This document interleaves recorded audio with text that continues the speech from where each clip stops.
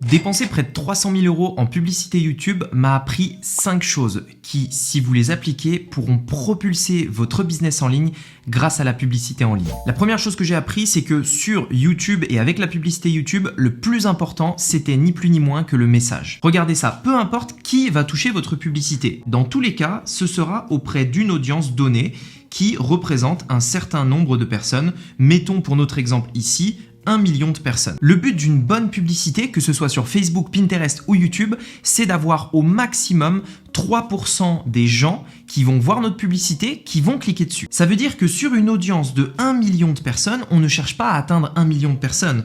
On cherche à atteindre les 3% qui correspondent au type de client que l'on cherche à atteindre. Et la seule manière de le faire, c'est d'avoir le bon message, c'est-à-dire de s'adresser de la bonne façon aux personnes qui font partie de cette audience pour en extraire les 3%. Ce qu'il faut comprendre, c'est que si vous n'adoptez pas le bon message, vous n'allez pas toucher les bons 3%. Vous allez toujours toucher 3%, mais ce ne sera pas forcément les bons.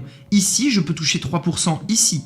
Je peux également toucher 3 autres pourcents ici. Mais ce ne seront pas mes clients types. Laissez-moi vous donner un exemple concret. Imaginons que je suis dans le domaine de la perte de poids et que mes clientes types, ce sont des femmes de 65 ans et plus.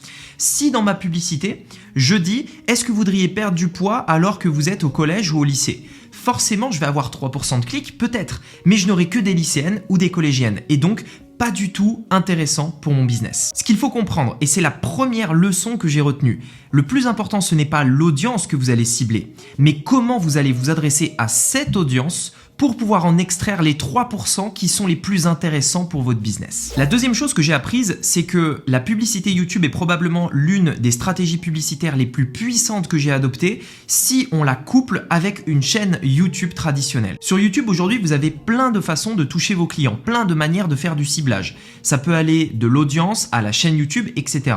Mais quand vous avez une chaîne YouTube, que des personnes regardent vos vidéos, eh bien avec la publicité YouTube, vous allez pouvoir cibler ces personnes, des personnes qui ont regardé une vidéo spécifique ou qui se sont abonnés à votre chaîne ou qui ont liké les vidéos de votre chaîne. Bref, vous avez plein de possibilités et vous pouvez dire à YouTube « Je veux cibler ces personnes-là ». C'est extrêmement puissant parce que non seulement ce sont des personnes qualifiées parce qu'elles ont vu des vidéos dans votre domaine et les vidéos que vous faites seront probablement en lien avec votre business, mais en plus de ça, la publicité ne sera pas le premier contact avec vous puisqu'elles ont d'abord vu une vidéo YouTube de vous-même. Et donc quand elles vont voir la publicité, même si elles n'ont vu qu'une vidéo de vous, elles vont dire mais attends, j'ai déjà vu ce gars-là ou cette fille bien entendu, et forcément ça aura un impact gigantesque sur vos publicités. J'ai dépensé près de 300 000 € en publicité YouTube, c'est vrai, mais là où j'ai gagné le plus d'argent, c'était clairement sur les publicités qui ciblaient mes abonnés ou les personnes qui avaient vu l'une de mes vidéos. La troisième chose que j'ai appris avec YouTube Ads, c'est que la meilleure façon de faire des publicités performantes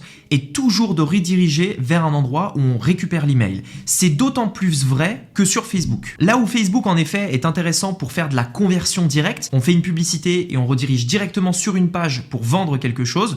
Sur YouTube en revanche, c'est beaucoup plus puissant d'abord de récupérer l'email et ensuite de vendre.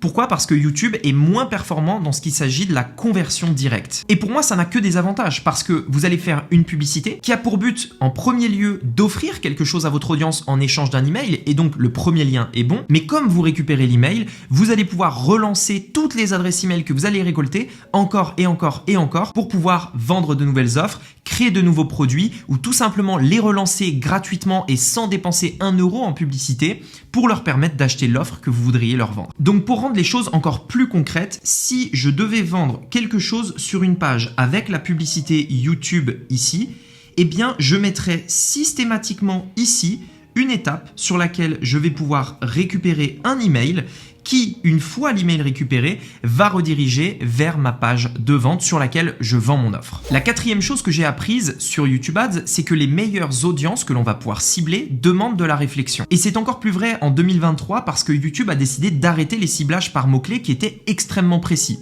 Avant, c'est vrai, on pouvait cibler une personne qui tapait un mot-clé sur Internet, sur YouTube en l'occurrence, qui mettait par exemple « perdre du poids » et quand elle tape ce mot-clé-là, boum, notre publicité tombe sur la prochaine vidéo qu'elle va regarder. Aujourd'hui, Aujourd'hui, c'est plus quelque chose qu'on peut faire. En revanche, YouTube nous laisse plein de possibilités. On peut créer des audiences à partir d'un URL donné. Par exemple, on va dire à YouTube, je veux que tu cibles mes publicités sur des personnes qui vont visiter tel site. On peut également faire des publicités en rapport avec des mots-clés, mais ça va être des audiences. Ce ne sera plus directement ce qu'ils recherchent, mais en gros, une sorte de centre d'intérêt. Je veux que tu cibles des personnes qui ressemblent aux personnes qui tapent tel mot-clé sur YouTube, tel mot-clé sur Google, etc. Et comme ça va être à nous de créer nos audiences, contrairement à Facebook qui nous donne tout un catalogue, même si il est vrai que sur YouTube, ils ont également des audiences, mais ce ne sera pas forcément là où on aura le plus de résultats, et bien comme on doit réfléchir nous-mêmes aux audiences qu'on va créer, on va devoir réfléchir et se poser en disant, ok, quel site internet mes clients de rêve vont visiter? Quels mots-clés peuvent-ils taper?